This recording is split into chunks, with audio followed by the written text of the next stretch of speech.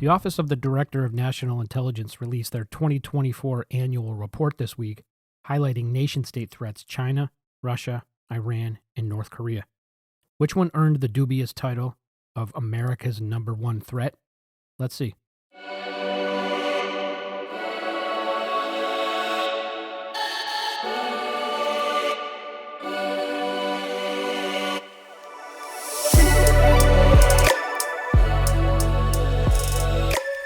Welcome to episode 3 of Headlines in History with me, your host, John Wallach.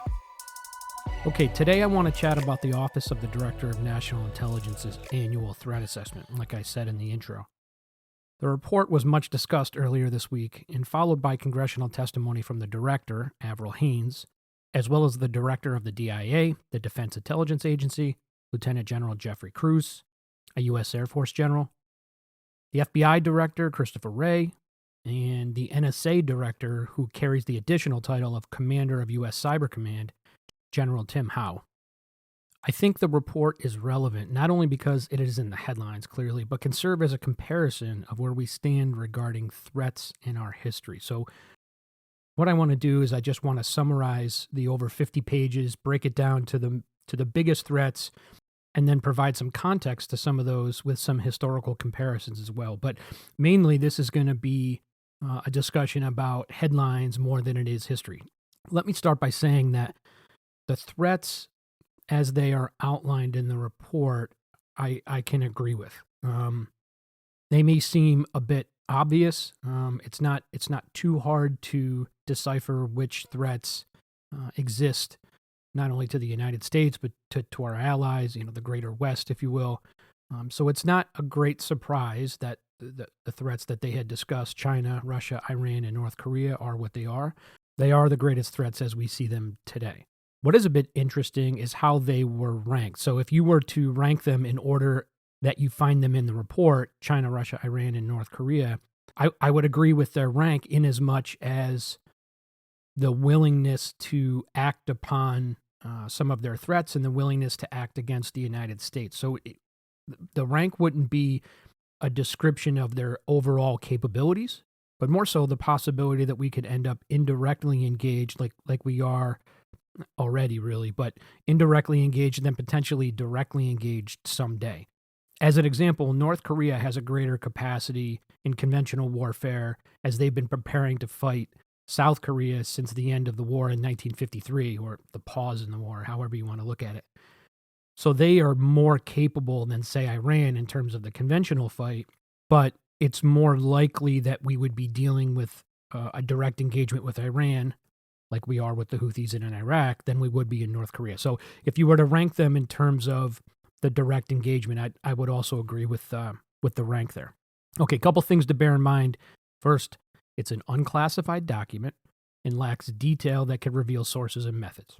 Right. So everything that we're going to be discussing is in broad strokes, as it should be. I can assure you that there is more information out there. There are deeper assessments, more detailed assessments that exist based on information that the U.S. has collected or our allies have collected. But these are broad understandings and broad assessments. Okay. So let's just bear that in mind. The second thing we need to understand is that ultimately this is a policy document. Anything produced by the government from any agency is reviewed innumerable times before it's released to ensure it coheres to policy objectives. Now, that doesn't mean it's nonsense or any of the stuff is made up. That's not what I'm saying. It's just that we need to know that what is in here, and then at the same token, what has been left out, was decided by policy folks. Okay, so the final decision about how to describe something, why it's being described, is not up to the intelligence community. It's up to policy folks, the senior policy folks in the executive branch, and then all the way up to the President of the United States to ensure that we're saying what we need to say. So now that we got that out of the way, let's talk about the 4 nation states I mentioned earlier. What I'm going to do here when I introduce each threat, I'm going to give you the direct opening quote from the report on each one, and then some key takeaways that I found I think are relevant to our discussion today, and some context to go along with it. Okay, so the first threat, here's the opening statement from the report on China. China's Communist Party will continue efforts to achieve President Xi Jinping's vision of making China the preeminent power in East Asia and a major power on the world stage. As Xi begins his third term as China's leader, the CCP will work to press Taiwan on unification, undercut U.S. influence, drive wedges between Washington and its partners, and foster some norms that will favor its authoritarian system. At the same time, China's leaders probably will seek opportunities to reduce tensions with Washington when they believe it suits their interests. End quote. Okay, first off, China is working through all means possible to ensure they become a regional power with the ability to operate without pressure and influence from others, similar to how the U.S. operates within the Western Hemisphere. Okay, so no one enters the Western Hemisphere without the U.S.'s approval. The Cuban Missile Crisis back in the 60s between when President Kennedy was here and Nikita Khrushchev in the Soviet Union really demonstrates that. Okay, the same was true then, it's true today. China, what they would like to do is create the same environment in the Eastern Hemisphere, particularly in the South China Sea. The U.S. and its allies transit these waters at will, and China knows that. China wants to curtail it. That was the case last year, it's going to be the case this year, and it'll be in next year's report as well. All right. But one thing to point out here that sometimes gets lost is China's ultimate ambition. China doesn't want to, quote, rule the world. Okay. That's not ultimately their plan. Sometimes that's brought up in the media. That's not the case. Okay. They don't want the same responsibilities that the U.S. has in regards to maintaining global order, per se. They simply want to be powerful enough to dominate their region and receive the global respect the CCP feels it deserves. In so many words, it wants to own its own backyard. The U.S. owns the Western Hemisphere. We say who comes and who goes. China doesn't have that opportunity. The United States and the West are constantly transiting the strait between Taiwan and China in the international waters, of course, and there's nothing China is going to be able to do about it. They want that to stop. If they become a regional power, again, which is their goal, that's where they're going to go. China is often more successful and efficient in its operations because it can operate with a whole-of-government approach, which requires no oversight. The communist system in Beijing, obviously led by President Xi, who's an authoritarian, sometimes called a dictator, has a vertical command chain. You can look at, as an example, how China built hospitals during COVID. Massive structures were constructed in days. This is just not something that could happen in a democracy. Okay, the West doesn't have the ability to just do that. China says go, and it's done. Democracies struggle with this because of how our system is set up. This is true for China's military power as well. Right, let me give you another quote from the report. The PRC uses coordinated, whole-of-government tools to demonstrate strength and compel neighbors to acquiesce to its preferences, including its land, sea, and air claims in the region and its assertions of sovereignty over Taiwan. The key phrase out of that is whole-of-government approach. The U.S. government is not a unitary system the way that the party is and the way that the government is in China. If there's something happening on one side of the government, something that's working in the economic field, if President Xi wants that to affect what's happening in the military, he combines the two efforts and it gets done. He has the ability to get that done very quickly. I'm not saying that it's a better system. I'm saying it could be a quicker system. Okay, as for the military in China, China continues to push its goal of developing a military strong enough to counter U.S. capabilities across the Taiwan Strait. They're doing this mainly through advances in WMD, so weapons of mass destruction, and ballistic missile technology. The report claims specifically that the CCP is building hundreds of ICBMs, so intercontinental ballistic missile silos, across China. So what does this really mean? It means that China has an ultimate strategic goal of unifying with Taiwan. And if they feel that they have to do that with force, that they want to be able to have the military strength and capacity to do that if the United States or NATO were to get involved. China is confident that it would be able to take back Taiwan by force alone if Taiwan was the only threat. But if the United States and other countries came to Taiwan's defense, China knows it's not necessarily ready now. It wants to be ready in the future. Now, so the focus on WMD, just like the U.S., though, is for strategic deterrence. China wants to have enough nuclear capability to at least give the U.S. and allies pause in the event of a conflict. The current view is that there's little appetite for any nuclear use offensively. Okay, China doesn't China doesn't go around and use language like President Putin does about nuclear weapons. He just wants them to be at his disposal.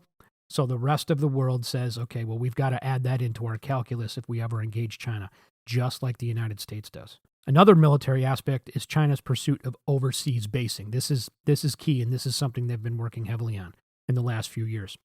In their whole of government approach, they're building overseas bases, lending money to governments to do so wherever they choose to do it. Mainly, they're working pretty heavily in Africa right now. And then when the governments can't pay, China subsumes the land into their greater holdings. They are doing this in Africa mainly, like I said. Why? For the same reason the U.S. has bases across the globe, to exert influence and project power.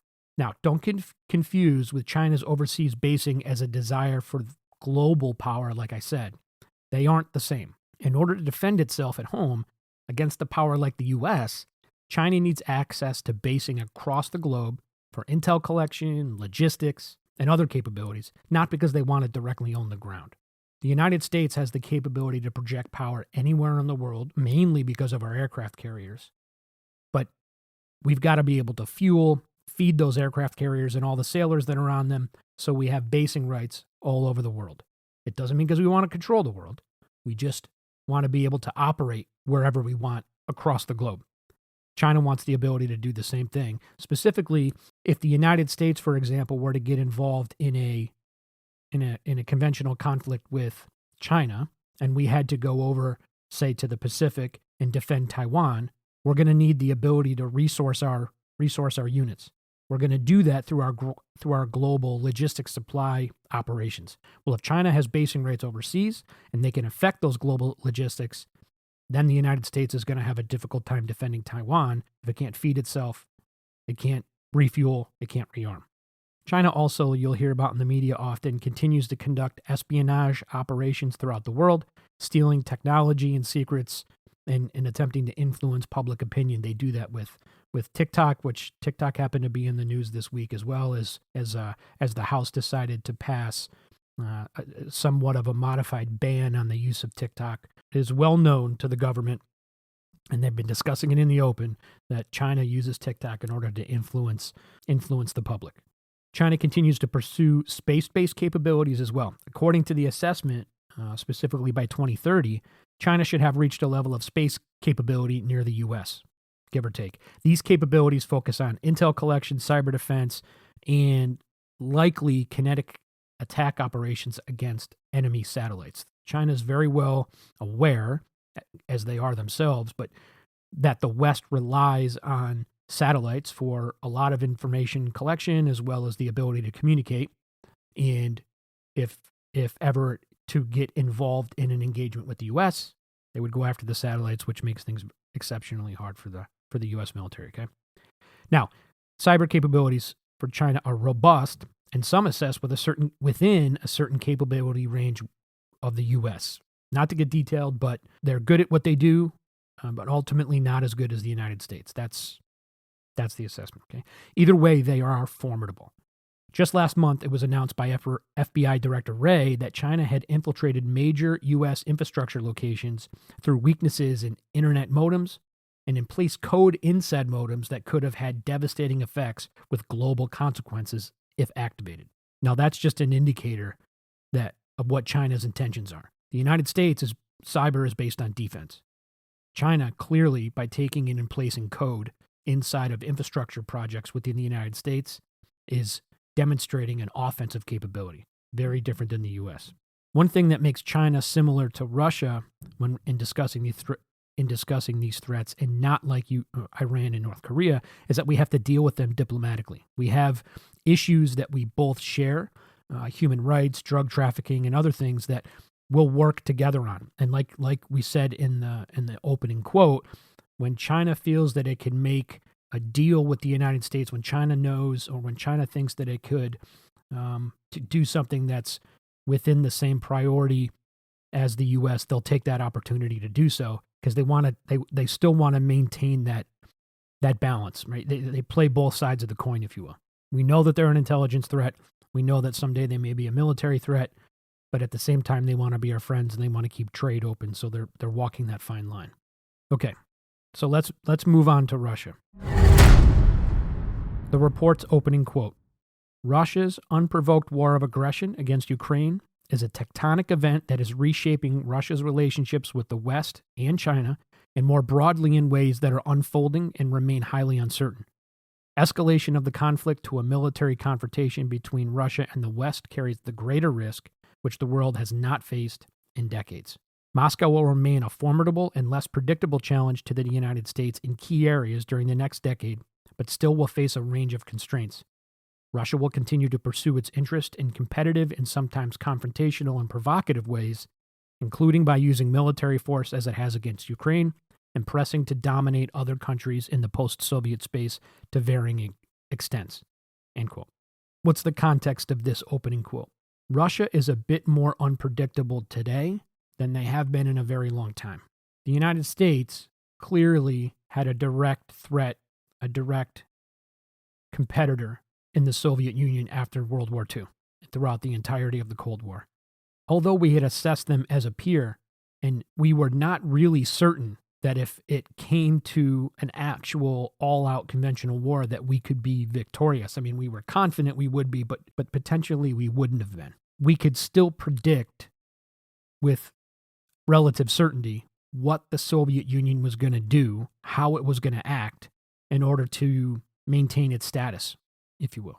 That's not the case under Putin. Clearly, the invasion in Ukraine in 2022 is something that the international community saw as it got closer, but before there was still, 6 months, a year, 2 years before the actual invasion in 2022, there was still debate whether Putin would actually do it. And then he did it, and it didn't work out as well as he wanted to. So there's a challenge with Putin as the leader where we just can't be as predictable. So in that sense, it makes Russia a little bit more of a challenge, assessing the intent. Now, from a combat perspective, I think it's safe to say the United States and the rest of the West, NATO, is confident. They know Russia is not as capable militarily as we thought they were, say, 3, 4, 5 years ago. They did not get the mission done that Putin wanted in the way that he wanted, and Ukraine is doing a great job, with support from the West, obviously, but doing a great job as a much smaller country, holding off a much larger military, and doing it rather well. So that came as a little bit of a surprise. So Russia today, less of a direct military threat. We think we've learned that, but more of a challenge because of the inability to predict actions like we could have, say, in the 60s, 70s, and 80s with the Soviet Union. All right, some of the key takeaways outside of that broader understanding. The assessment states that Russia probably does not want a direct conflict with NATO. They have to say it that way because each modifier, like probably, carries with it a specific definition based on percentages and stuff. Okay, so, the IC, the intelligence community, uses certain words that mean certain things, so they, in this instance, use the word probably. I'll say it clearly based on my opinion. They don't want to fight with NATO. Right? I think that may not have been the case 3 or 4 or 5 years ago. Well, let me restate that. I don't think they were looking for a fight. Let's put it that way. 3 or 4 or 5 years ago. I think they may have been more confident that if engaged in a fight 3 or 4 or 5 years ago with NATO, they may have been more competent and capable in dealing with the Western militaries. Today, that's not the case. Okay, no matter what President Putin says, no matter what rhetoric he uses behind the mic, no matter what he's trying to say to what he's trying to feed to his domestic audience, Russia is in no place to have a direct conflict with NATO, and they're not going to do it. You can see that with actions Putin has actually taken on the battle space today. He has avoided at all costs doing anything that would be perceived as a direct attack on a NATO country. He's keenly aware of his military's failure to take Kyiv back in 2022, and he'd be in a world of trouble against NATO. He's spending 30% of his country's total spending, which is about 6 to 7% of his GDP. And all he's dealing with today is Ukraine, with being supplied with weapons and some intel by NATO countries, no doubt. But it's still Ukraine, which is a much smaller country. And he's having a challenge, right? So he gets it. Right now, social media influencing, human collection, cyber attacks and intrusion, and intervening in military conflicts it knows will be of little cost to him are really what Russia is going to continue to do in the next coming years. It's not a direct threat against NATO. Another key point is that Russia will continue to use energy as a weapon, both directly and indirectly. So Russia is a fossil fuel, natural resources-based economy, and many countries rely on Russian oil and gas to fuel their cars, their homes, their militaries. Russia uses this fact to influence other people's behavior. They do it through Gazprom, which is their main oil and gas company, but it's really just an arm of the state. It's not so much a company like we would see a company in a capitalistic society. What about Ukraine in particular? Okay, we talked about a conflict with NATO. We talked about energy. What about Ukraine? It's pretty well understood by now that Putin's team misjudged its military capabilities before the invasion. The reason, most likely, is no one in his sphere of influence wanted to admit that corruption and incompetence kept Russian armed forces from reaching peak effectiveness, and Putin made a decision based on faulty information. Now, whose fault is that? What's Putin's fault, ultimately, of course, right? That's what you get when you scare your people that work for you, your staff, into lying because they don't want to be held accountable or they're afraid of what you would say. He should have built a better leadership structure. If he did, he may have never invaded Ukraine in the first place. The other issue that Putin has is he misjudged the Western response. It's very likely he did not assess NATO's response to be to the level that it is today. Now, would things have been different if Putin made it to Kyiv as intended and then he was able to install a puppet government? Maybe. Hard to say. But he didn't, and NATO stepped in. Russian cyber. It's a capability for sure, but right now its focus is on combat operations in Ukraine, not so much strategic targets overseas. This is where China, North Korea, and Iran all differ from Russia. The cyber portion of the report is very short, if that tells you anything about the assessment. One rather significant difference with Russia, though, that the other three don't have to deal with, is Putin's popularity and ability to maintain control over the Russian people. Certainly, he can control the domestic narrative more so than a democratic society. But Russia is way more open to global information than China, Iran, North Korea, all of whom have very strict internet policies. North Korea, for example, doesn't even have strict internet policies. They don't even allow the internet. They have an intranet, very, very, very limited. It's bizarre world. Russia actually holds elections, corrupted, no doubt, but elections nonetheless, and there are plenty of people who vote against Putin. It certainly happens. These are issues the other countries need not concern themselves with at the same level. Don't forget, this includes the elites, the oligarchs, as they're referred to. Putin needs to keep them happy to an extent, or he loses influence given their enormous wealth. So he has some specific responsibilities to not completely ignore the greater Russian people, thankfully, and he has to pay attention to the oligarchs, whether that's a good or a bad thing, that could be argued. But either way, he still has other people he's beholden to on some level. The Ayatollah in Iran, President Xi, and most certainly Kim Jong-un in North Korea. They don't have those problems. Okay, let's shift to Iran here, the third threat in the report. The report opens on Iran with this. Iran will continue to threaten U.S. interests as it tries to erode U.S. influence in the Middle East, entrench its influence and project power in neighboring states, and minimizing threats to the regime. Tehran will try to leverage diplomacy, its expanding nuclear program, its conventional proxy and partner forces, and its military sales and acquisitions to advance its goals.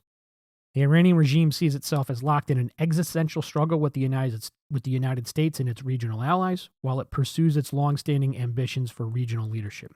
Okay, let's get the elephant in the room topic out of the way first, right? Nuclear weapons. Iran has been attempting to develop nuclear technology for years for what it claims are civilian purposes like power generation. Now, without getting too specific, I'll say this is most likely bunk, but you can decide, right? What we do know is true is that Iran is currently producing uranium above levels agreed upon in the Joint Comprehensive Plan of Action, which is, they call it the JCPOA, which is agreed to under President Obama's administration and then reversed under President Trump's. Okay, little explanation there. The JCPOA was a plan that was agreed to with the U.S., a couple of European countries to include France, that said for a period of time, there were multiple dates built in, but for a period of time, you would stop enriching uranium. You'd give us access to, the IAEA, the International Atomic energy agency to go in and review your and assess your nuclear facilities, and in return we would lift sanctions to a certain extent and give you more money. Iran agreed to that, and for a period of time it was assessed that it was working, at least that Iran was enriching uranium at a much lower purity, and they were providing access to the IAEA. Now, the arguments for scrapping the deal were that Iran was going to continue supporting malign actors throughout the region regardless of the deal and continue enriching uranium as well, and that the deal was temporary. Agree with that opinion or not, there is logic there. On the other side, proponents of the JCPOA said Iran was abiding by almost all of the requirements, which they were, minus the proxy support, you have to admit that. And even a temporary ban gave the international community, again through the IAEA, time to assess Iran's nuclear facilities. It did, but to what extent? Where do we stand now?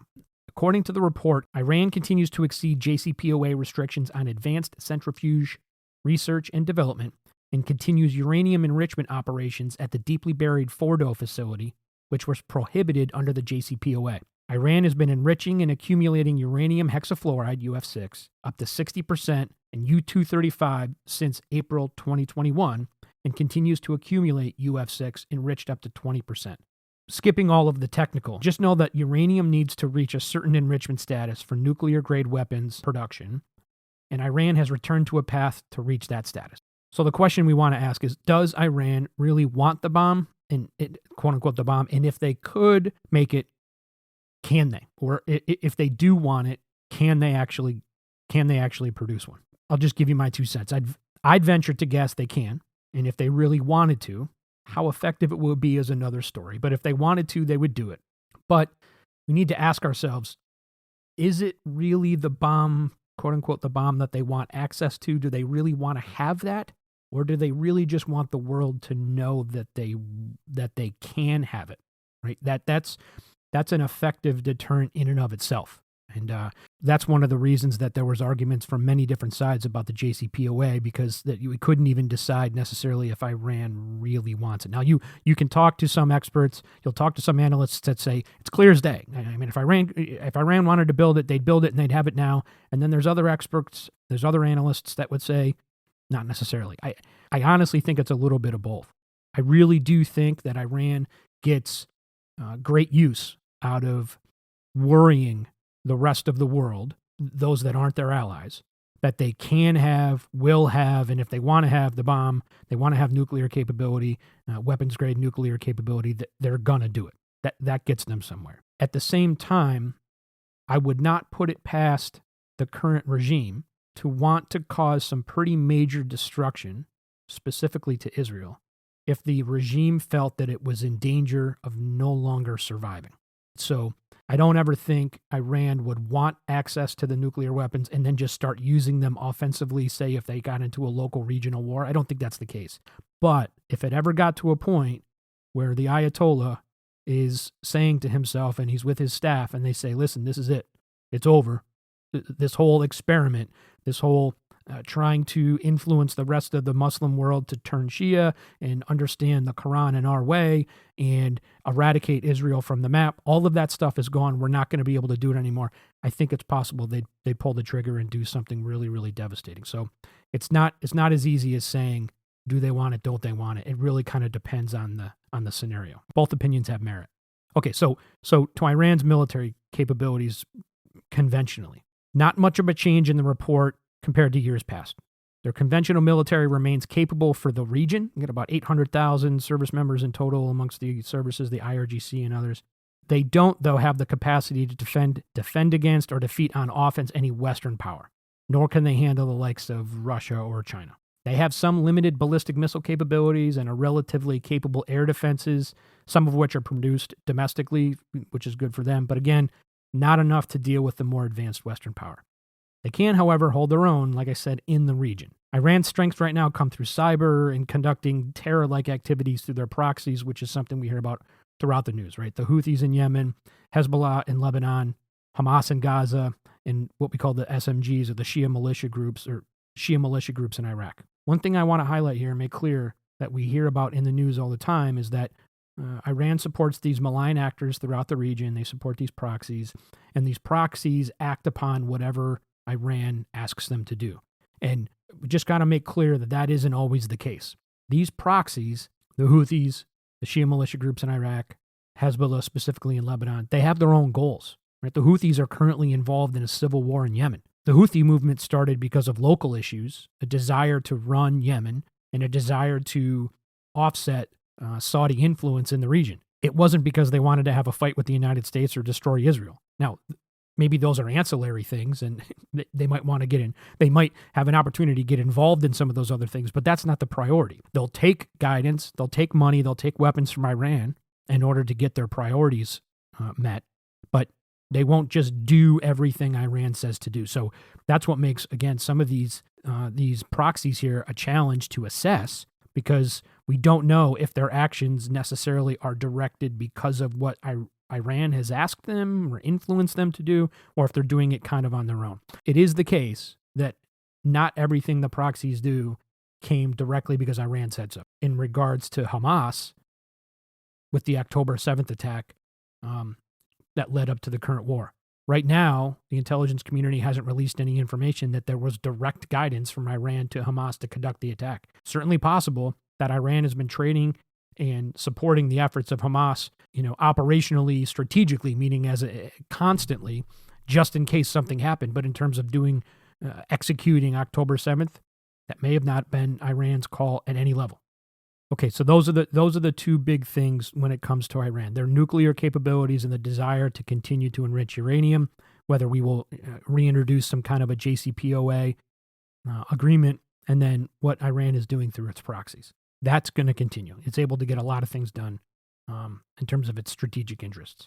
Okay, we'll move on to our last nation state, North Korea, the repressive regime that kills and starves its own people and menaces the rest of the world, all in service of a leader who only holds the title of party leader because his grandfather, now dead for decades, is still the actual president.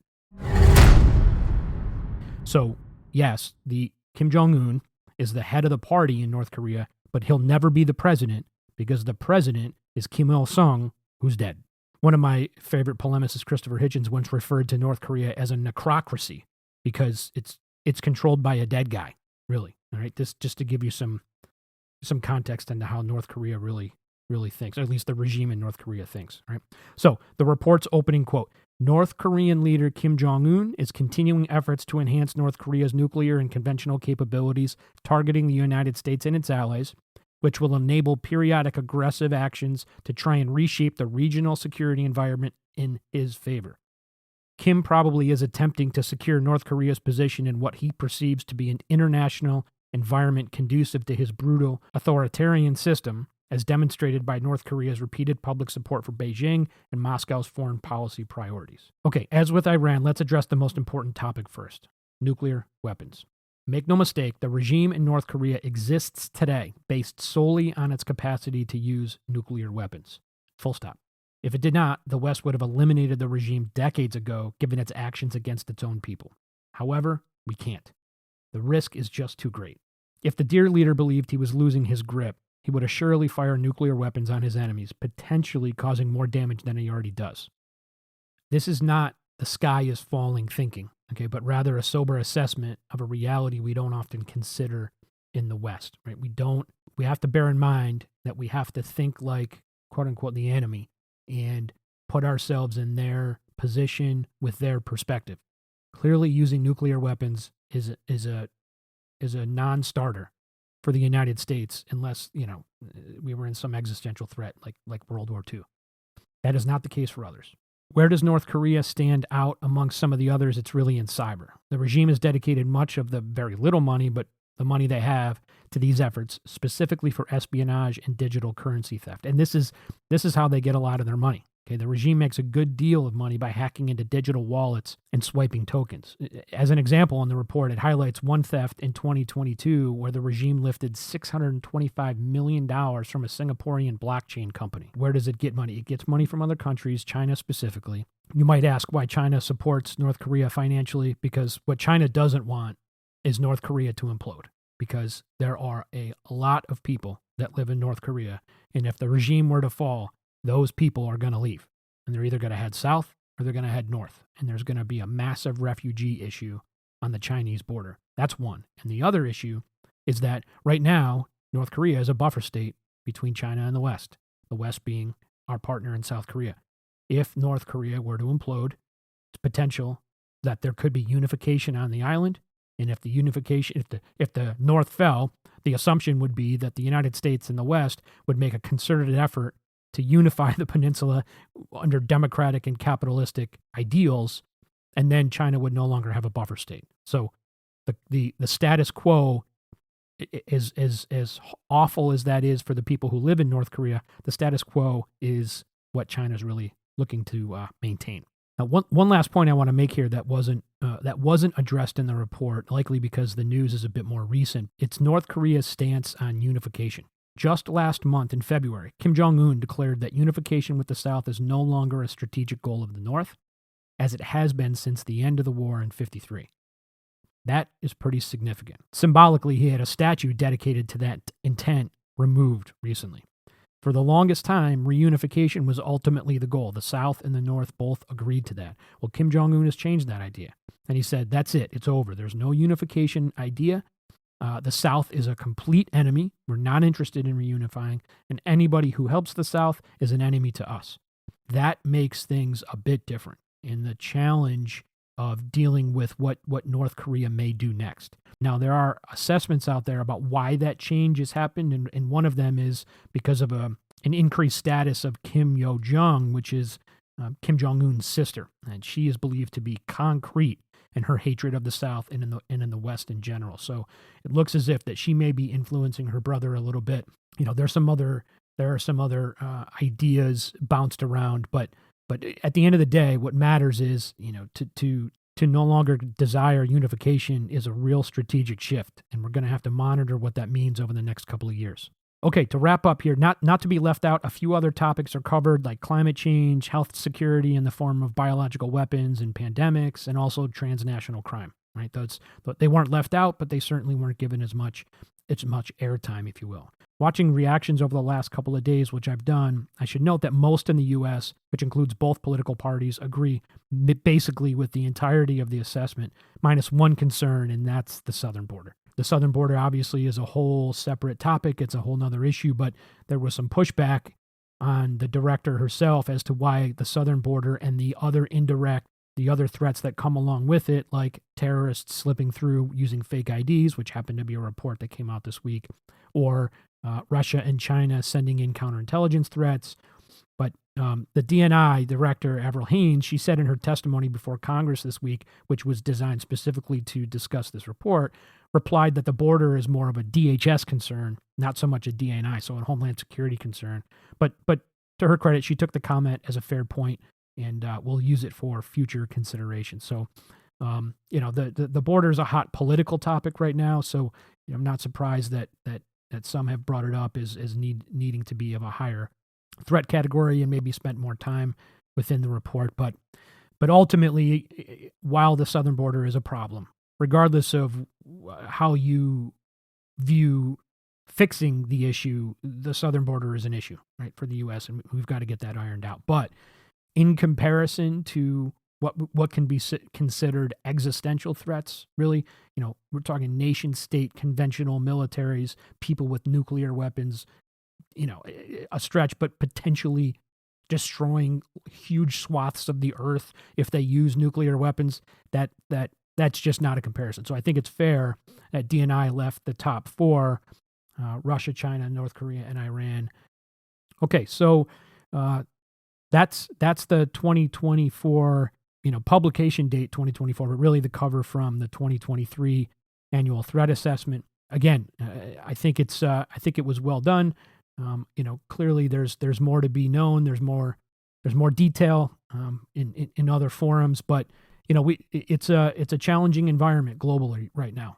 Clearly with the hot war in Ukraine and the up and coming nature of China economically and militarily, and then you just have the you don't know what's going to happen next with Iran and North Korea. So, in some ways, like I had said earlier, it's almost easier if you're just dealing with the Soviet Union because it's a known enemy, it's a known quantity, and you kind of know where they're going. That isn't necessarily the case with what we face today. So, decent report. We'll have to see how many changes come out in next year's report. But nonetheless, I think useful and comprehensive. That's it for today, episode 3 here on Headlines and History with me, John Malik, and we'll see you next episode.